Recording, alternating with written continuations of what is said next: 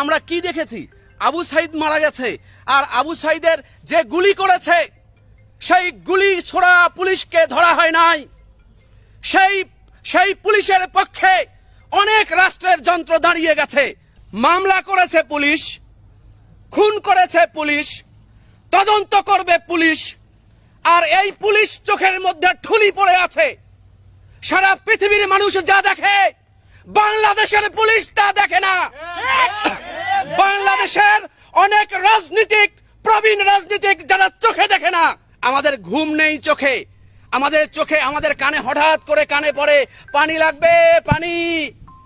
আমাদের মনের মধ্যে ভেসে ওঠে এক শিশুর একদিক থেকে গুলি লেগে আর এক দিক দিয়ে বেরিয়ে গেছে।